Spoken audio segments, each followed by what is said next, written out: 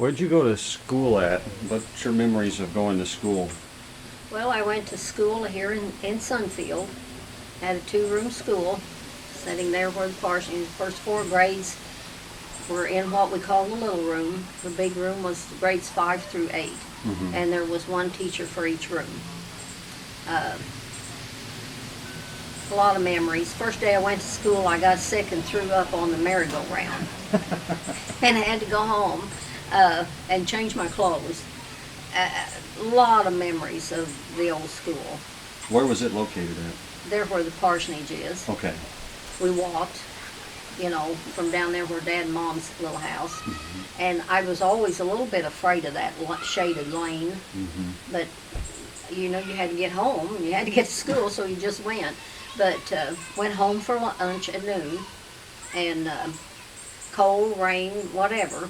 And it was, I think it was, the classes were small. There would be maybe 4 to 8 in a class, and you did learn a lot.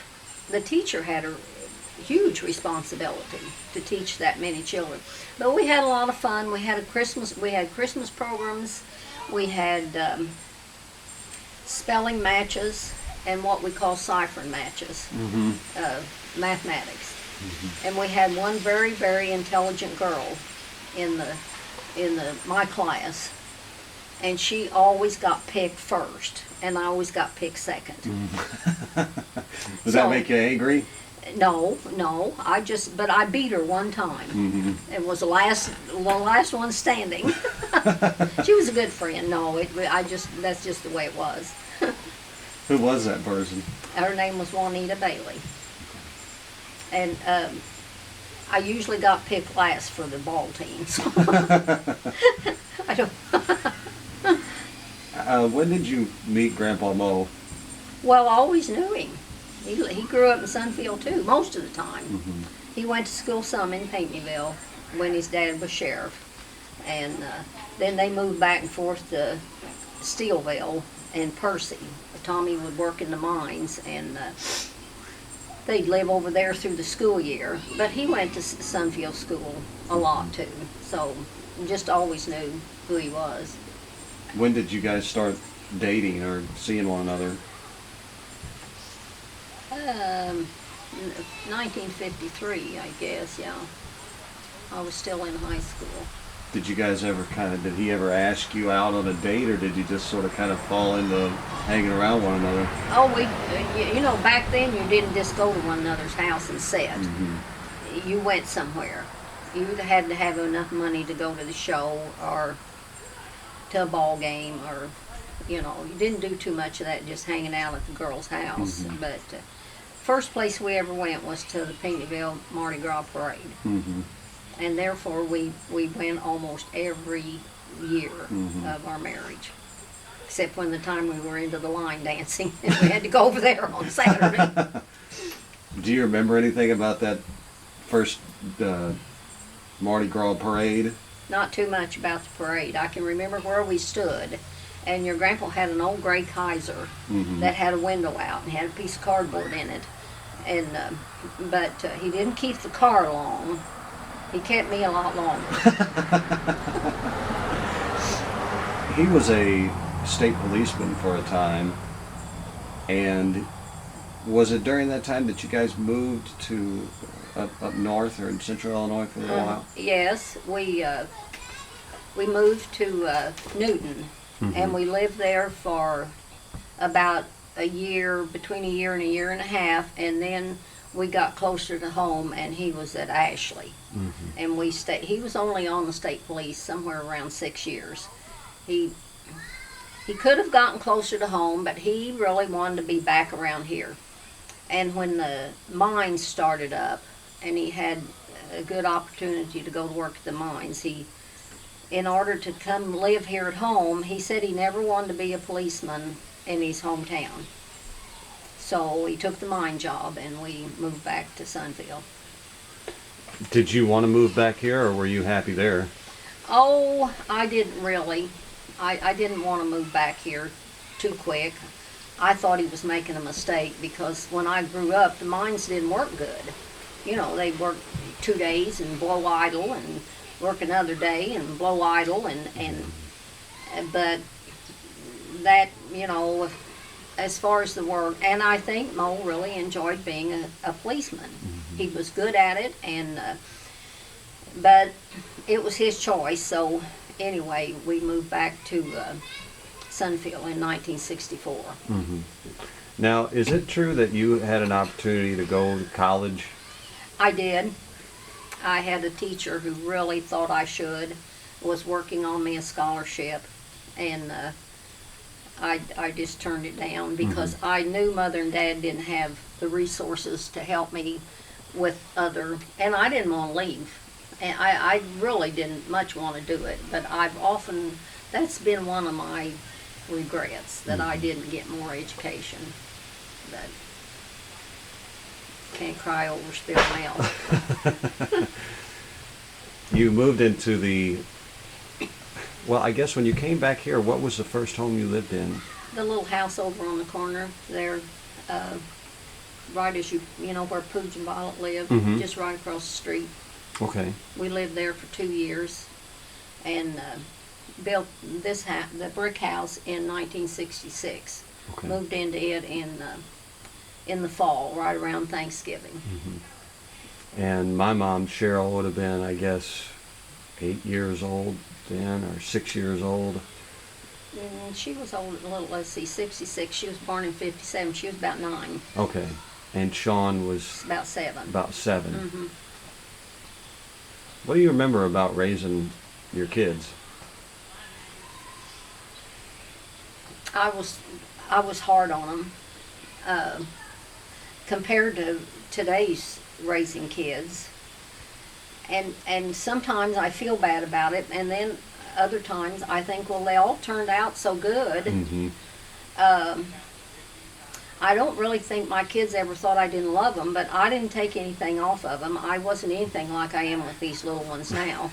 I know that, and everybody else does. But and we expected kids to respect us.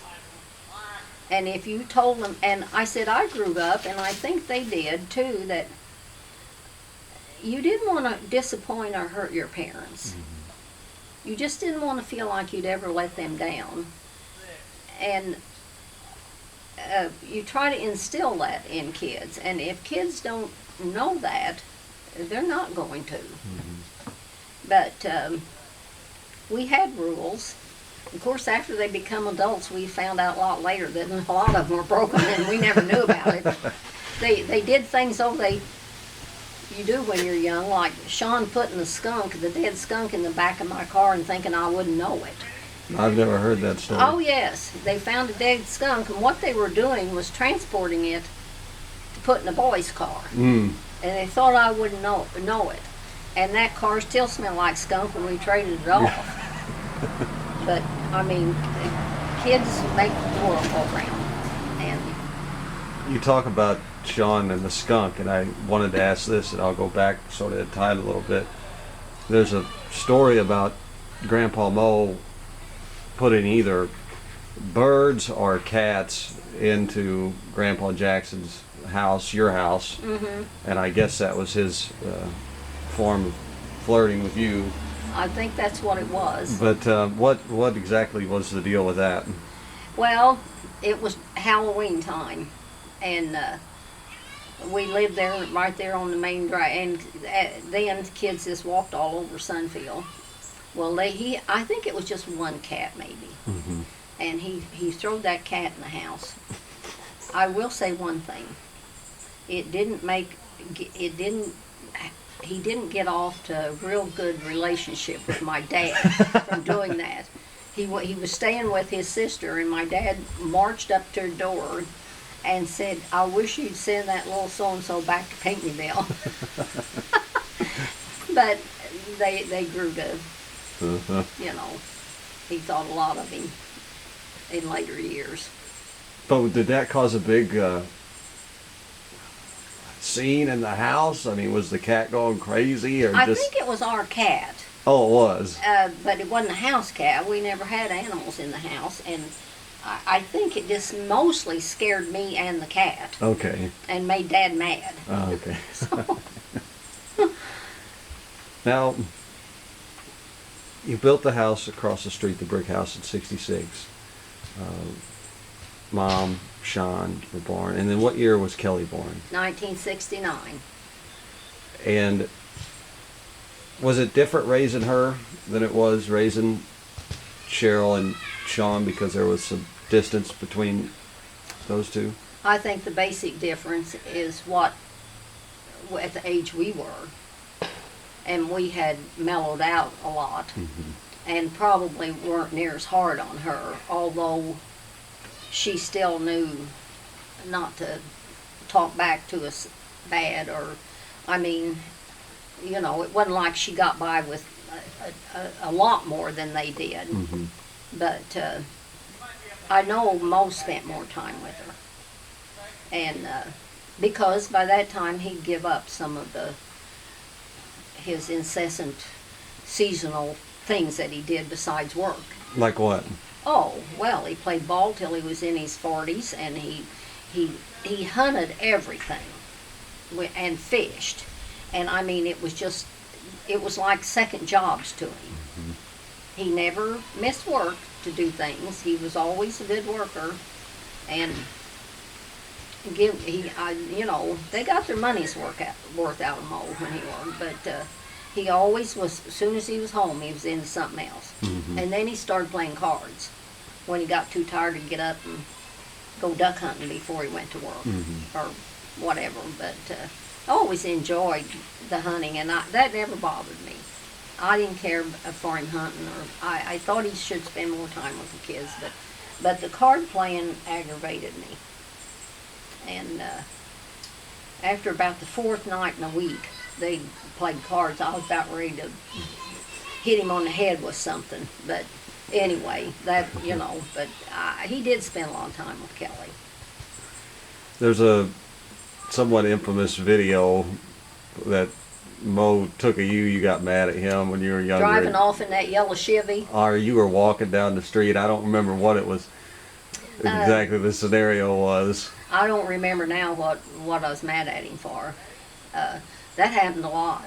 I throwed a great big aluminum pan at him once as he went out the door to play cards, and I got mad at him one time. He wanted his breakfast fixed, and and I went and fixed it, and then he wouldn't get up to eat it, and I just dumped fried eggs and all right on top of his head.